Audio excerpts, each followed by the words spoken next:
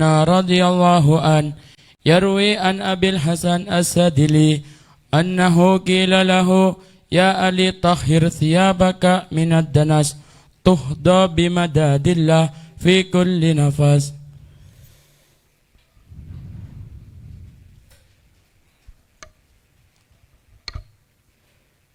الحمد لله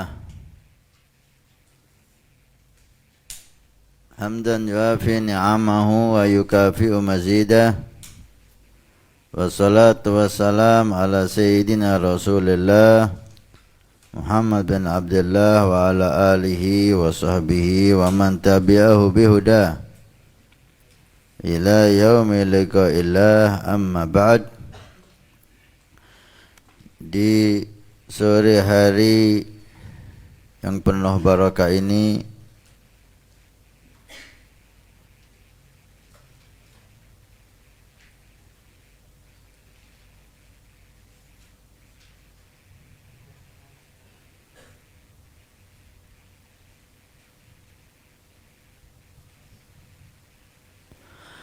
mudah-mudahan Allah Subhanahu wa ta'ala menjadikan saat ini saat barakah, saat yang penuh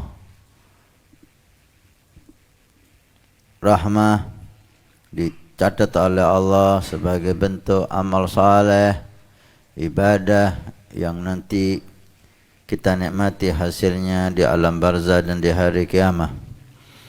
Mudah-mudahan apa yang kita katakan dan apa yang kita bahas dari kalamus salihin menjadi sebab turunnya hidayah dan taufik untuk antum santri putra dan putri Nurul Iman, barakallahu fikum, atau pemirsa TV Al-Wafa Tarim dan yang menyaksikan acara ini, amin ya rabbal alamin. Allah jadikan ilmu yang manfaat, ilmu yang barakah. Dan Selasa ini adalah Selasa terakhir di tahun 1443 Hijri. Allah Subhanahu wa ta'ala ampuni, afallahu amma madha, yang telah lalu dari dosa. Allah terima dari kebaikan dan amal saleh, dan Allah jaga tahun depan yang insyaallah Jumat malam Sabtu 1444 Hijriah dengan penuh keindahan. Maka mulailah niat-niat yang baik untuk tahun baru Hijriah. Mudah-mudahan dengan niat yang baik Allah buka taufik hidayah. Dikatakan oleh para salihin, man fataha ala qalbihi baban min abwabin niyah, siapa yang membuka niat yang baik maka fatahallahu sab'ina baban min abwabit taufik, Allah bukakan 70 pintu dari pintu taufik. Seperti biasa, para ulama kita menghimbau di sore hari ini untuk membaca doa penolak bala yang dihimbau dibaca setiap Selasa. Mudah-mudahan Allah selamatkan kita dari bala dan musibah. Allahumma ya kafiyal bala, ikfinal bala qabla nuzulihi minas sama. Ya Allah, ya Allah, ya Allah, ya Allah, ya Allah, ya Allah, ya Allah. Allahumma ya kafiyal bala, ikfinal bala qabla nuzulihi minas sama. Ya Allah, ya Allah, ya Allah, ya Allah, ya Allah, ya Allah, ya Allah. Allahumma ya kafiyal bala, ikfinal bala qabla nuzulihi minas sama. Ya Allah, ya Allah, ya Allah, ya Allah, ya Allah, ya Allah, ya Allah. Allah selamatkan dari bala musibah insyaallah. Dikatakan jika Allah ingin memberi hambanya atau menyelamatkan hambanya dari musibah, Allah ilhamkan hamba tersebut untuk berdoa. Mudah-mudahan Allah takdirkan kita untuk memohon selamat dari bala musibah. InsyaAllah Allah akan menyelamatkan kita dari bala musibah. Untuk kita, orang tua kita, keluarga kita, anak-anak kita, santri kita, dan semua yang kami cintai dan yang mencintai kita. Amin ya rabbal alamin. Bismillahirrahmanirrahim.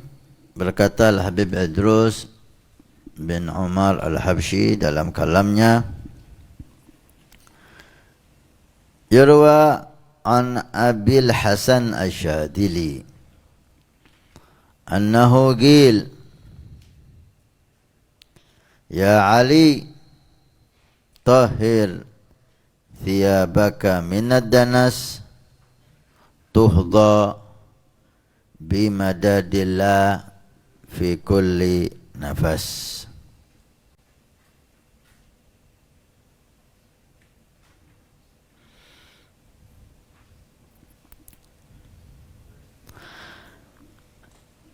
Abu Hasan Asyadili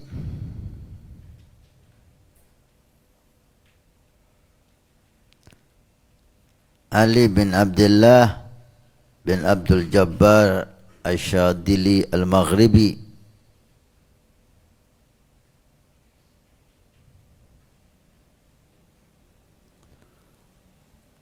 As-Sufi ilaihi tantasibu tariqah Asyadiliyah.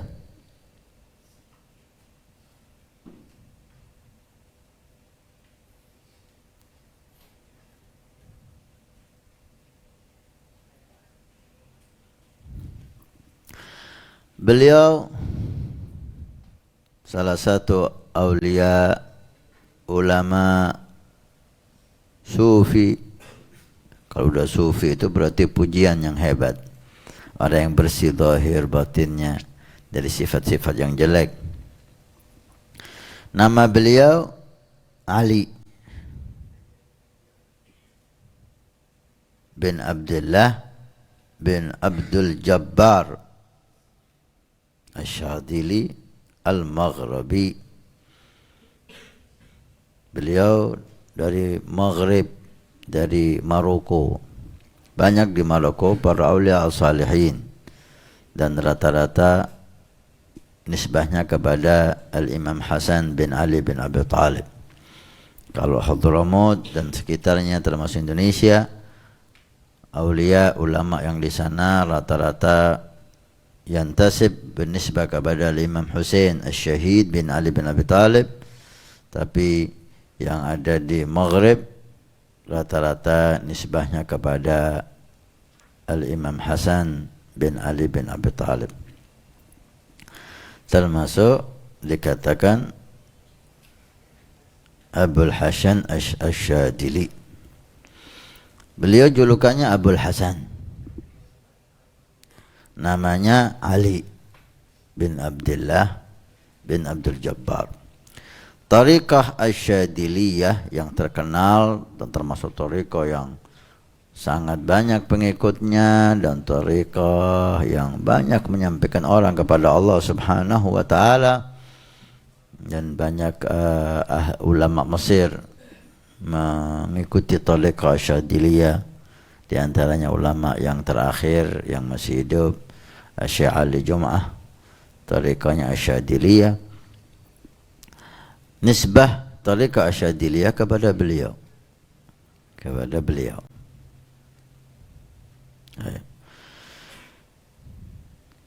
Beliau mengatakan, Gila lahu annahu gila lahu. Mungkin ini gurunya yang berkata kepada beliau, Ya Ali. Ini bukan ucapan Abu Hasan Asyadili, tapi ini ucapan gurunya menasihati beliau. Ya Ali, wahai Ali, namanya Abu Hasan Asyadili Ali. Wahai Ali, tahhir thiyabaka minad danas. Sucikan bajumu dari kotoran. Wa thiyabaka fatahhir. Seperti perintah Allah kepada Nabi SAW untuk menyucikan baju. Baju banyak dipakai istilah untuk hati. Dipakai istilah untuk hati. Seperti Allah menasihati Nabi, wasiyabaka watahhir. Sucikan bajumu. Maksudnya baju ini? La, baju ini batin. Hati kamu sucikan, bersihkan.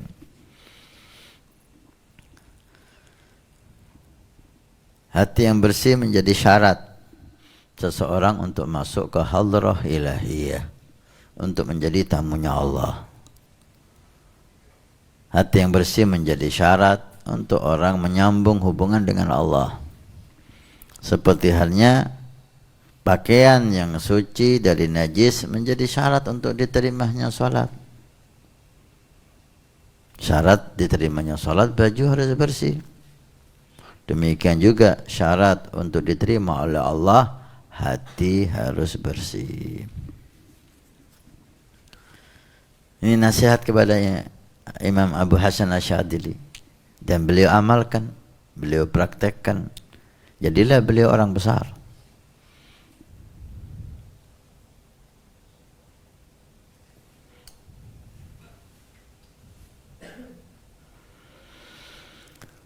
Tahhir thiyabaka minad danas.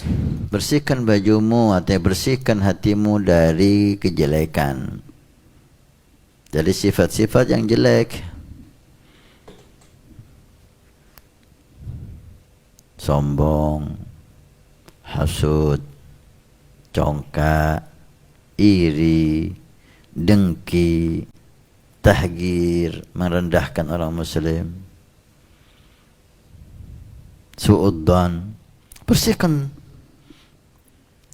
Kalau kamu bersihkan jiwamu, hatimu dari sifat-sifat yang jelek tersebut, maka tuhdha bimadadillahi fi kulli nafas. Allah. Maka kamu akan beruntung. Tuhdha. Akan beruntung dengan mendapatkan pemberian Allah. Fi kulli nafas, setiap nafas. Setiap nafas, bukan setiap hari, bukan setiap jam, bukan setiap menit.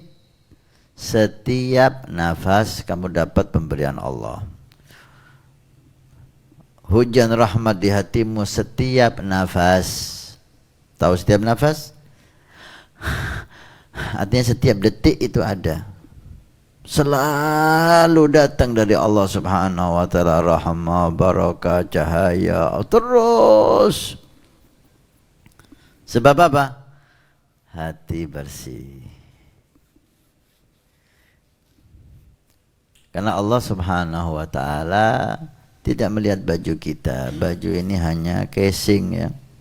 Memang bukan berarti dia tidak bernilai. Ini bernilai kalau diniatkan untuk sunnah Nabi SAW atau diniatkan untuk menampakkan nikmat Allah Subhanahu wa ta'ala. Fa bi ni'mati rabbika fahaddits.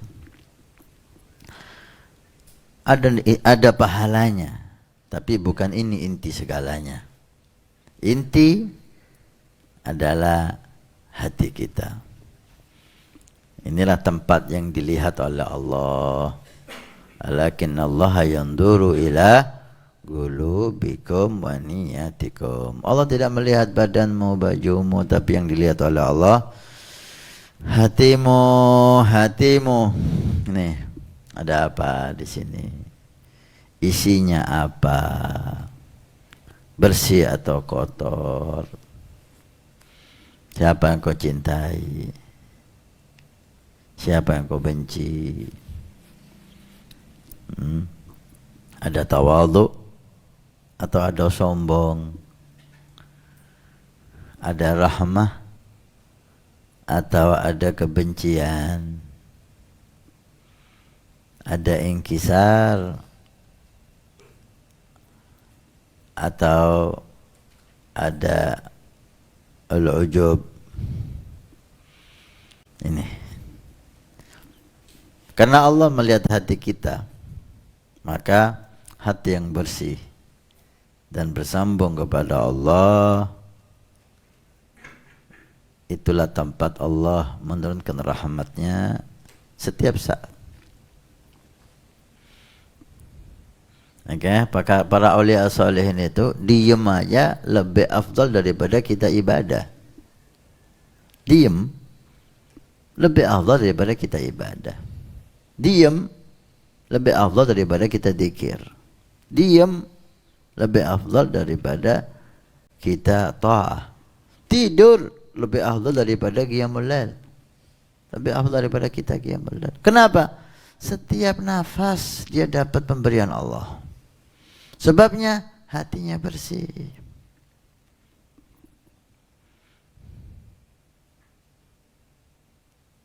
Di zaman Nabi Isa alaihissalam wa ala nabiyina afdhalus salatu wassalam, ada sahabat-sahabatnya Nabi Isa, santri-santrinya Nabi Isa yang diberi nama Hawariyun.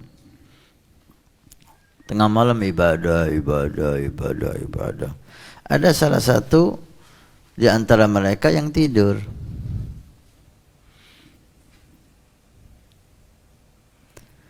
Didatangi oleh Nabi Isa. Kenapa kamu kok tidur? Tuh lihat teman-temanmu semangat ibadah, zikir, taat sama Allah, qiyamul lail. Kala ya Ruhullah, Nabi Isa dijuluki Ruhullah.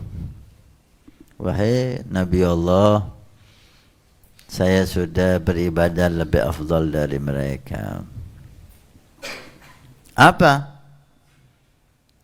Saya telah membersihkan hati saya dari dunia. Gak ada di hati saya dunia.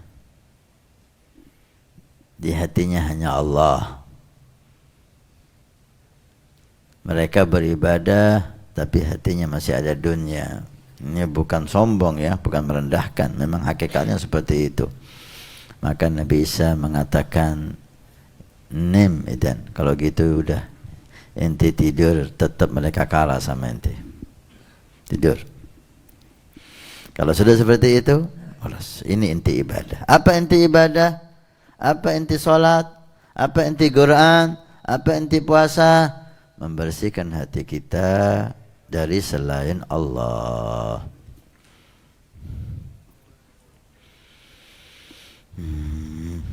Dan ini tidak bisa dibuat dalil orang awam seperti kita.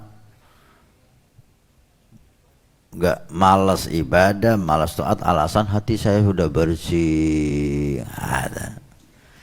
Ini udah malas ibadah, hatinya masih kotor lagi, ngaku bersih. Tahir thiyabaka minad danas tuhdha bimadadillah fi kulli nafas. Bersihkan hatimu. Salat kita ini kita inginkan berbuah. Apa buahnya? Cahaya di hati. Fungsinya apa? Sebagai pembersih hati. Zikir kita cahaya di hati, pembersih hati. Kisah-kisah Nabi, kisah-kisah salihin, sabunnya hati. Katakan Habib Ahmad bin Hasan Al-Attas, kisah salihin sabunul qulub. Kisah-kisah orang saleh adalah sabunnya hati. Bersihkan hati, maka Allah memberikan kamu segala kebaikan dunia akhirat. Bersihkan dari sifat-sifat jelek, hiasi dengan sifat-sifat yang bagus. Takhalli thumma tahalli thumma tajalli.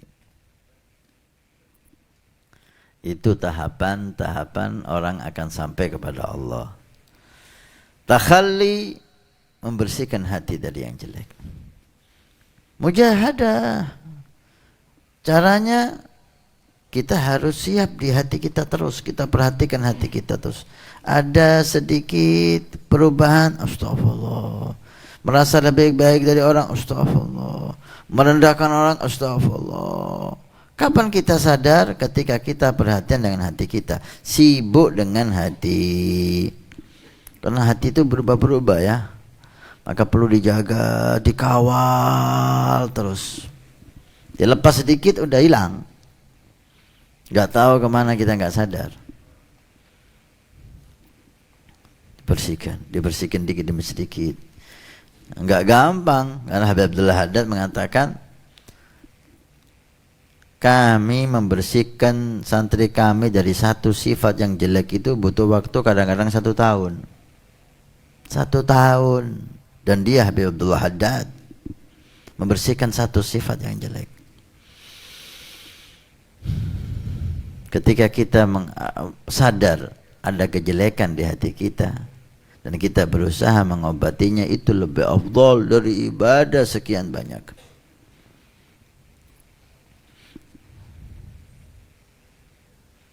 Bersihkan, dibersihkan, bersih. Kemudian setelah bersih, dengan mujahadah, dengan pandangan aulia salihin, jangan kita berhayal. Kita punya hati bersih tanpa ada guru mulia yang membimbing kita, nggak bisa. Kalau penyakit dohir kita masih bisa cari-cari obat sendiri tanpa ke dokter. Tapi kalau penyakit batin nggak bisa, sulit. Kecuali illa man wafaqahullah, orang-orang khusus. Awamun nas, rata-rata harus ada guru yang membersihkan hatinya. Wala budda min syaikhin, harus punya guru. Yasiru bisairihi, berjalan dengan jalan guru, dengan isyarah guru, dengan perhatian guru, dengan bimbingan guru. Guru yang lebih tahu tentang diri kita. Jangan mau dibohongi syaitan. Menurut saya ini yang paling benar yang harus saya lakukan. Lah, ente nggak tahu apa-apa. Ente nggak tahu apa-apa. Apa yang benar untukmu, gurumu yang lebih tahu. Maka serahkan kepada gurumu membimbing kamu. Jangan kamu berpikir saya bisa jadi orang baik sendiri. Lah, itu syaitan menipu kamu. Man laisa lahu syekh fa syekhuhu syaitan. Siapa yang enggak punya guru, gurunya syaitan. Berapa banyak qiyamul lail membuat orang tambah sombong. Berapa banyak menghafal Quran membuat orang tambah congkak dan hasud dan kibir. Taat, ibadah, Quran dihafalkan, qiyamul lail, salat jamaah. Tapi semua itu membuat hatinya tambah jelek. Kenapa? Karena gak ada guru yang membimbingnya. Dan dia gak sadar kalau hatinya tambah jelek, dia gak sadar. Dia pikir dia sudah tambah hebat. Itu lihat hadis yang diriwayatkan oleh Imam Bukhari wa Muslim muttafaqun alaih. Orang zahirnya ahli ibadah, zahirnya ahli ta'ah, baca Qurannya hebat, sholatnya hebat, tapi mengatakan kepada Nabi, ittaqillah ya Rasulullah. Adil ya Muhammad. Kurang ajar sama Nabi. Yang adil hai Muhammad. Takutlah sama Allah ya Rasul. Bagi yang adil. Masya Allah. A'udzubillah. Yang membunuh Imam Ali bin Abi Thalib, Imam Ali bin Abi Thalib, bab Madinatul Ilm. Imam Ali bin Abi Thalib dikatakan oleh Nabi sallallahu alaihi wasallam, saya dengan Ali kamanzilati Harun min Musa, seperti Nabi Harun dengan Nabi Musa, tapi enggak ada nabi setelahku. Ali bin Abi Thalib dibunuh. Siapa yang bunuh Imam Ali? Orang yang hafal Quran. Hafal Quran. Artinya orang yang ahli ta'ah sampai hafal Quran. Di saat itu sulit hafal Quran. Ya sekarang banyak hafal Quran. Di saat itu sulit. Orang-orang khusus yang bisa menghafal Quran. Dan ini orang hafal Quran. Dan dia merasa berbuat amal saleh dengan membunuh Imam Ali bin Abi Thalib. Subhanallah. Membunuh Imam Ali, tauhid ini, jihad ini, nahi mungkar ini, membunuh Imam Ali. Padahal Nabi sudah mengatakan asgal akhirin, yang membunuh Imam Ali adalah orang yang paling celaka di akhir. At-takhalli, pertama bersihkan hati. Gimana caranya bersihkan hati? Guru yang bisa. Makanya taat sama guru itu. Jangan sok lebih pintar kita. Kedua, tahalli. Setelah bersih, dihiasi dengan sifat-sifat yang baik. Tawadhu, inkisar, khusyuk, mahabbat, cinta Allah, cinta Rasul, cinta salihin, husnudzan, dihiasi, rahmah bil muslimin, dihiasi hatinya. Semakin banyak sifat yang indah, semakin banyak cahaya dari Allah.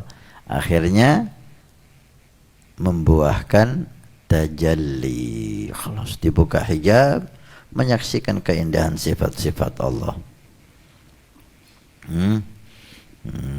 Jangan hayal orang bisa sampai ke Allah sebelum takhalli dan tahalli. Takhalli dulu, dibersihkan hatinya, kemudian tahalli, diisi dengan hal-hal yang indah, kemudian tajalli dari Allah, buah dari Allah, buah mujahadah kita, hasil mujahadah kita diberi Allah, dibuka hijab. Di saat itu tidak ada kenikmatan yang melebihi tajalli. Kenikmatan dunia dan seisinya enggak ada artinya dengan 1 menit ketika orang itu sampai kepada Allah. Allah yakrimna bidzalik. Mudah-mudahan kita tidak hanya mendengar dan berbicara, Allah berikan kemuliaan itu kepada kita bimahdul fadl. Walaupun kita enggak pantas, tapi pemberian Allah pantas untuk kita. Bersihkan dirimu dari sifat yang jelek, maka nanti akan datang madad pemberian Allah setiap nafas. Itu dikatakan oleh Habib Abdurrahman As-Saggaf, nafasun min anfasil faqihil muqaddam ta'dilu amal ats-tsaqalain. Nafasnya faqih muqaddam Muhammad bin Ali Ba'alawi yang sudah sampai Siddiqi al-Kubra, tingkatan aulia yang sangat hebat. Nafas beliau bisa mengungguli amalnya, ibadahnya manusia dan jin.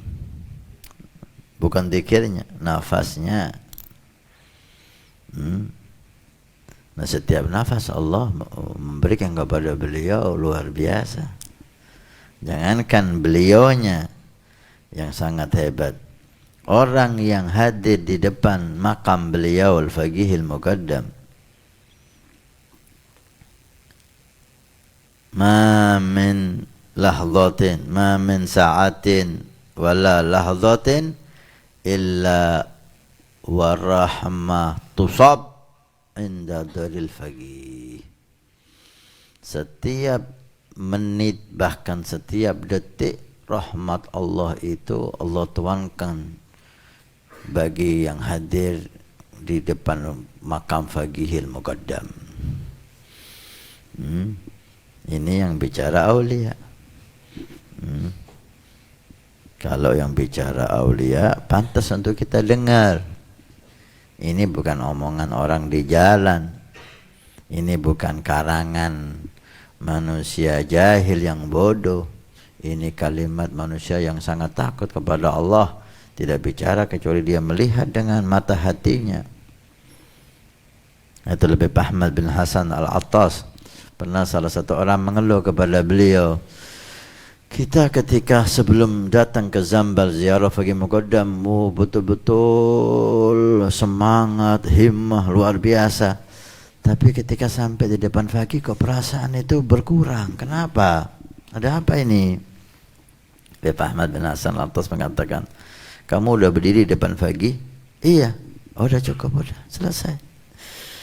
Nanti kalau udah berdiri di depan Faqih selesai. Masya Allah. Kenapa? Ini manusia yang diridai oleh Allah. Nafas beliau lebih afdal daripada ibadah kita. Diceritakan oleh Sayyidi Habib Umar, kan Al-Habib Muhammad bin Hasan Jamalul Lail. Beliau salah satu awliya Ahlul Bait yang mendapat karamah, kemuliaan dari Allah di samping kemuliaan-kemuliaan yang lain. Di antara kemuliaannya, Allah beri dia kemampuan untuk bisa melihat syaitan. Lihat syaitan. Beliau punya masjid. Ketika mau ke masjid, syaitan berdiri di pintu masjidnya. Mau masuk, keluar. Mau masuk, keluar. Ketakutan gitu. Berusaha masuk tapi enggak mampu, ketakutan keluar. Ditanya, malak ya adu Allah tadkhul wa takhruj, kenapa kamu hai musuh Allah?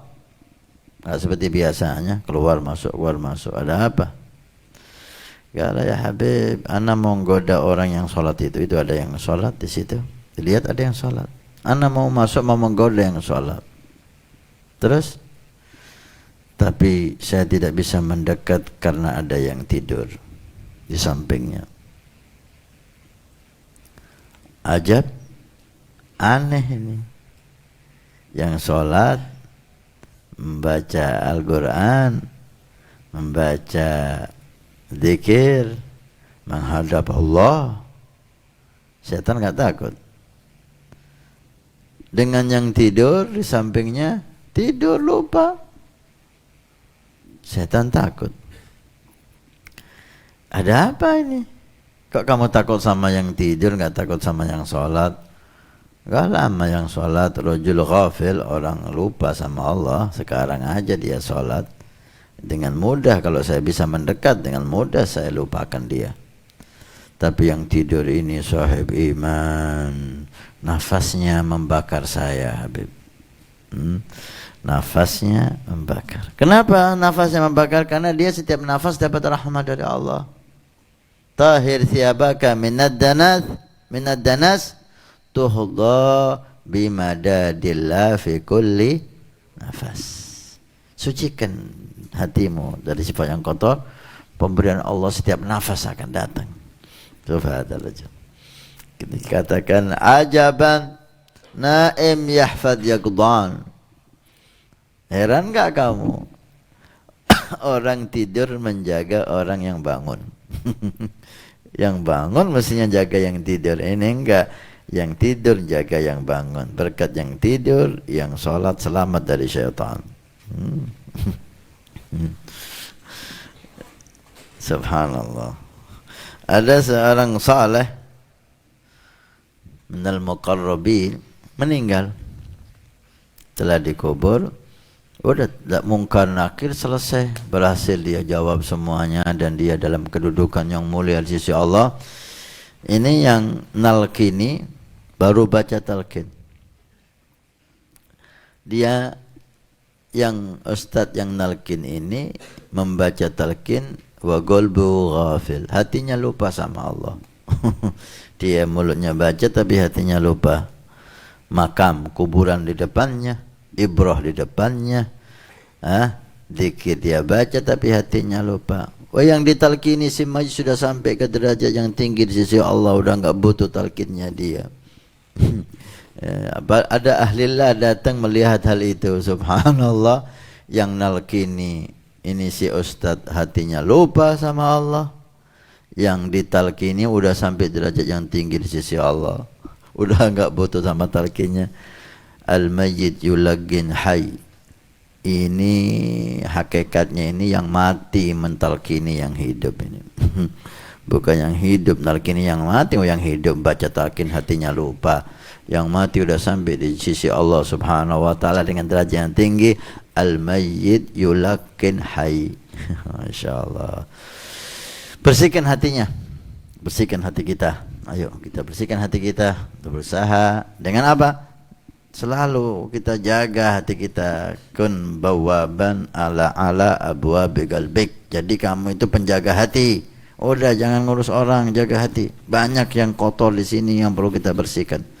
Ibadah tanpa bersih hati percuma. Sedikit manfaatnya. Sedikit manfaatnya. Berapa banyak hadis-hadis Nabi SAW baik Bukhari, Muslim, Ibn Habban yang menceritakan kaum akhir zaman. Kaum akhir zaman. Apa kaum akhir zaman kata Nabi? Salat mereka jauh lebih hebat dari salatmu. Bacaan Quran mereka jauh lebih hebat dari bacaan Quranmu. Ibadah zahir luar biasa. Tapi yamruquna minad-din. Mereka keluar agamanya, keluar imannya dari hatinya seperti anak panah keluar dari busur panah. Setiap saat imannya keluar, setiap saat agamanya di hatinya keluar. Kenapa? Dia hanya perhatian dengan ibadah zahir, tapi hatinya penuh dengan kotoran. Ada kok sombong, ada congkak, ada kibir, ada su'udzon, ada tahkir, merendahkan orang muslim, menganggap mereka semua celaka, dia tok yang selamat, semua di neraka, dia aja yang selamat. Dikatakan oleh Nabi, al-khawarij kilab ahli nar. Kaum khawarij itu anjingnya neraka. Na'udzubillah. Inti mereka hatinya busuk. Ibadahnya banyak, hatinya busuk. Na'udzubillah. Ya, manfaat. Bersihkan hati. Ibadah yang pas-pasan dengan hati yang bersih jauh lebih afdal daripada ibadah yang banyak tapi hatinya kok. Karena Al-Habib Abdullah Al-Khiyad bin Syekh Abu Bakar bin Salim adalah salah satu Habib keturunan Syekh Abu Bakar bin Salim. Habib jahil. Dikatakan oleh Habib Husain Al-Haddad alaihi rahmatullah, cerita kepada kita, Habib ini bodoh, enggak tahu apa-apa, awam, tapi hatinya bersih. Rahmah kepada hamba Allah. Sehingga satu saat dari kebersihan hatinya itu Allah bukakan tabir hijab, diangkat menjadi wali. Sebelum diangkat jadi wali, Allah beri ilmu ladunni, karena enggak mungkin Allah angkat jadi wali orang yang bodoh. Matakhadallahu waliyan jahila, lau ittakhadahu la'allamahu. Enggak ada orang angkat wali bodoh, itu enggak ada. Sudah jadi wali dia bodoh, enggak mungkin. Kalau mau diangkat jadi wali oleh Allah, maka diberi ilmu laduni dulu. Udah alim baru diangkat jadi wali. Wal Habib sebelumnya awam, enggak tahu apa-apa. Dari bersihnya hatinya, kebersihan hatinya mengundang rahmat Allah Subhanahu wa taala. Di antara amal beliau itu hampir tiap hari bawa air, kemudian bawa biji-bijian kayak beras jagung gitu. Kemana? Ke padang pasir, duduk di situ. Ada tempat yang sudah selalu beliau datangi. Air ditaruh di tempat, biji-bijian ditabur. Datang burung. Karena dari seringnya, kata Habib Husain yang cerita ini, sampai burung itu enggak takut sama si Habib ini. datang hinggap ke sini, hinggap ke kepalanya. Wal Habib takut si burung yang hinggap ini enggak dapat bagiannya. Kul bayakulun ikhwanak ashabak, makan nanti dihabisin teman-teman ente nanti. Tiap hari. Rahmah, hatinya rahmah, bersih. Datang pemberian Allah setiap saat. Datang sebentar. Habib Saleh bin Muhsin Al-Hamid ketika ditanya oleh Ami Alwi bin Hasan Al-Habsyi, yang Ami Alwi ini putra dari Habib Hasan Al-Habsyi, pendiri Al-Khairiyah di Karaksan sini. Sekarang penerusnya Habib Syauqi, mudah-mudahan Allah memberikan keberkahan yang lebih. Ami Alwi cerita sama saya, Habib Saleh pernah ke rumah, ketika mau ke kamar mandi saya tuntun. Saya tanya, Habib, apa resepnya doanya antum ini kok langsung kabul? Doanya Habib Saleh terkenal ya, enggak ditunda, langsung kontan. Kata Habib Saleh kepada Ami Alwi alaihi rahmatullah, tahir qalbak, bersihkan hatimu ya Alwi, maka doamu akan dikabulkan oleh Allah. Lagi-lagi bersih hati ya akhir. Mudah-mudahan ini nasihat yang mulia ya, hati kita dibersihkan oleh Allah. Hikam gerak. Wa qala radhiyallahu ta'ala anhu, sahhir aklaka li ilmik wa sahhir nafsaka li aklik.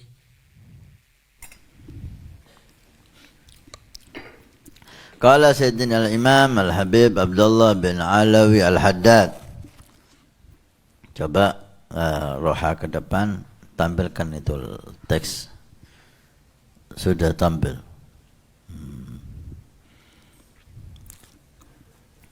Maka semua pemirsa diharap mencatat ya, supaya ilmunya tambah manfaat insyaallah. Hikam yang ke 51. Sakhir aglaka li'ilmik wa sakhir nafsaka li'aglik. Masyaallah.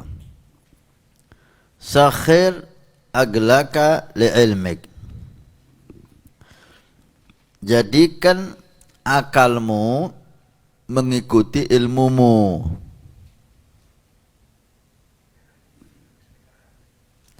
Wasakhir nafsaka li'aglik, dan jadikan nafsumu mengikuti akalmu.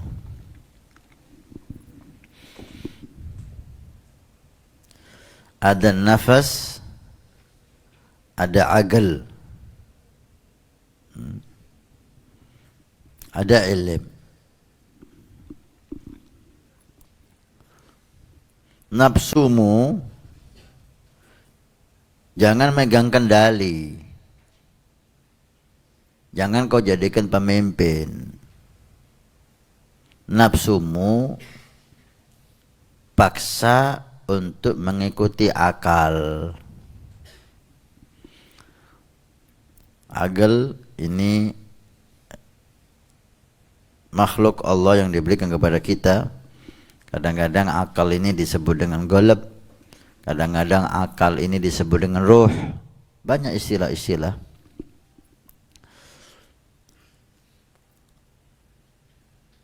Jangan kau jadikan nafsumu itu pemimpin. Kalau kau jadikan nafsu pemimpin, selesai udah. Jadi seperti binatang. Balhum adal. Binatang tidak punya akal. Tapi manusia diberi akal. Kalau nafsunya jadi pemimpin, akalnya dijadikan alat untuk memuaskan nafsu, sehingga bisa lebih jahat dari binatang. Binatang hanya punya nafsu, tidak punya akal. Jadi nggak ada strategi-strategi itu,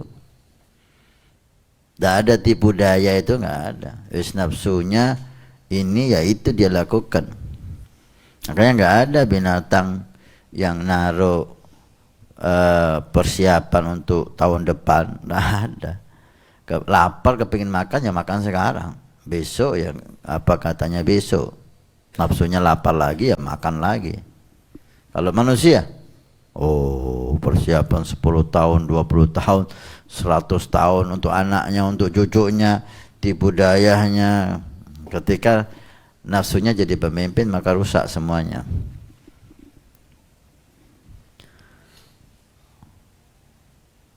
Qad aflaha man zakaha wa qad khaba man dassaha. Celaka orang yang ikuti nafsunya itu. Maka jadikan nafsu, karena nafsu itu cenderung jelek. Nafsu itu cenderung jelek. Wala ubari'un nafsi inna nafsa la'ammaratun bisu. Nafsu selalu ngajak yang jelek sebelum terdidik. Maka jadikan nafsu itu mengikuti akal, sehingga akal yang menimbang keinginan nafsu itu. Nafsu ingin makan, lapar, thayyib, akal yang tampil. Makanan ini halal atau haram, makanan ini baik atau buruk untuk kesehatan. Ini akal yang nimbang. Kalau nafsu ikut akal, aman, insya Allah selamat. Maka makanan yang haram akan dicegah oleh akal. Akal ngikut ilmu, bukan ilmu ngikut akal. Banyak orang itu memaksa ilmu ikut akalnya, bukan akalnya ikut ilmu. Sehingga karena ilmu harus ikut akalnya, dicarilah celah-celah bagaimana ilmu itu bisa membenarkan pendapatnya. Bukan pendapatnya harus mengikuti ilmunya. Jika salah, dia rubah pendapatnya. Jika salah menurut ilmu, dia rubah sikapnya. Ini enggak. Ilmu harus ikut akalnya. Ketika ini enggak cocok sama akalnya, cari ilmu lain, cari ilmu lain, cari ulama lain, cari ulama lain. Enggak ada ulama yang baik yang cocok sama akalnya, cari ulama yang enggak baik. Yang penting cari ilmu harus ikut akalnya, bukan akalnya ikut ilmunya. Contoh, ada lapar, nafsu ingin makan. Kalau akal ikut nafsunya, ilmu ikut akalnya, akal ikut nafsunya, maka selesailah. Apa yang diingin nafsu, maka dicarilah dalil untuk itu boleh. Tapi kalau nafas ikut akalnya, akal ikut ilmunya, aman. Makanan, tayyib, ini makanan, akal yang bertindak, jangan dimakan dulu. Tanya ilmu. Ilmu gimana makanan ini? Halal apa haram? Halal atau syubhat? Wah ini haram. Kalau khalas, akal mengatakan wahai nafsu jangan dimakan, ini haram. Nafsu tunduk, selesai. Nafsu ingin makanan, kembali kepada akal. Tunggu dulu, akal tanya sama ilmu, gimana ilmu makanan ini? Ini halal tapi madarat untuk dirimu. Maka akal melarang, wahai nafas, jangan kau makan.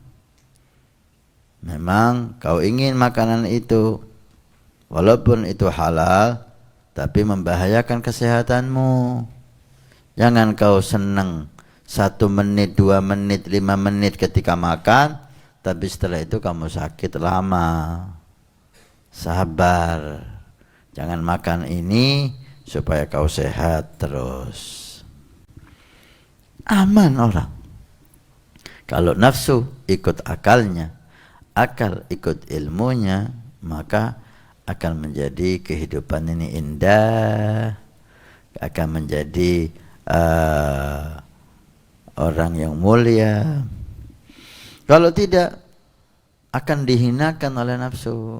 Man tadannat danathu himmatuh walau aliyan kazabargan. Siapa yang menghinakan dirinya, ngikuti nafsunya, maka dia akan hina walaupun dia setinggi bintang. Berapa banyak nafsu menghancurkan seseorang. Allah yusallimna wa yakum.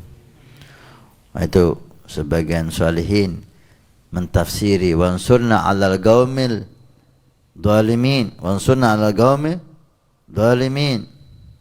Bantu kami atas kelompok-kelompok yang zalim. Tolong kami atas kelompok-kelompok yang zalim. Siapa zalimin? An-nafs. Nafsu kita ini loh. Minta tolong sama Allah untuk dimenangkan dengan melawan nafsu. Raja'na min jihadil asghar ila jihadil akbar. Nabi ketika pulang dari perang Badar, beliau bersabda, kita baru pulang dari jihad yang kecil ke jihad yang besar. Jihad yang besar ya Rasul? Kalau jihad lebih besar dari perang Badar. Kalau jihadun nafs, jihad melawan nafsu.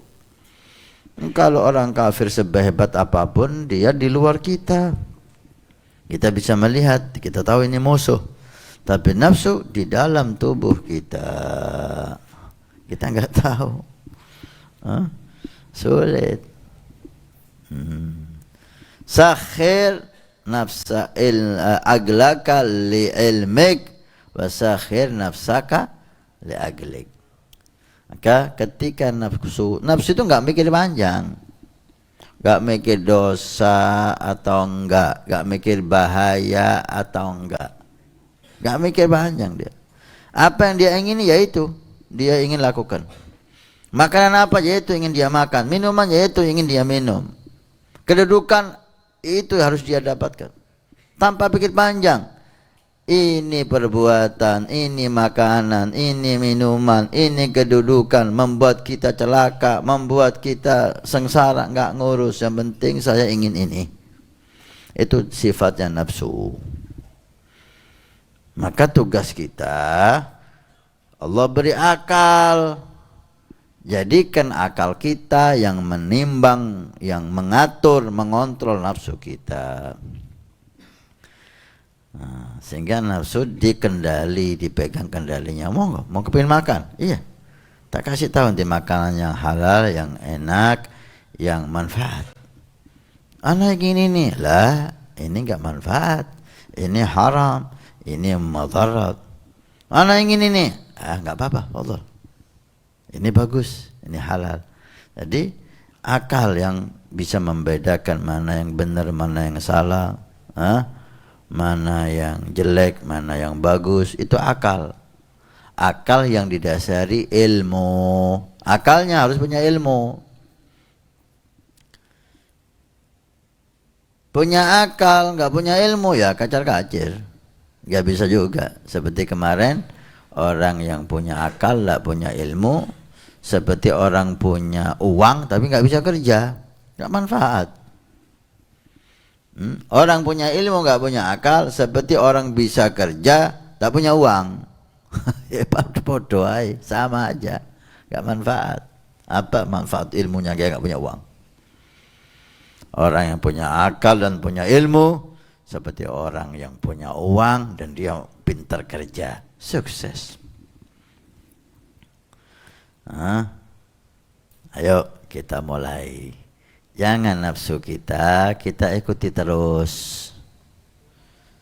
Jadikan akal sebagai kendali. Jangan nafsu sebagai kendali. Kalau akal ikut nafsu hancur. Sehingga akalnya diperbudak nafsu. Akalnya disuruh cari cara untuk memuaskan nafsu. A'udzubillah. Ulaika kal an'am balhum. Allah enggak tahu halal, enggak tahu haram, enggak tahu jelek, enggak tahu buruk. Ini akan menyesali, ini tidak menyesali, enggak ngurus.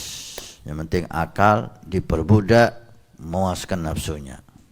Akal cari cara untuk saya dapat ini.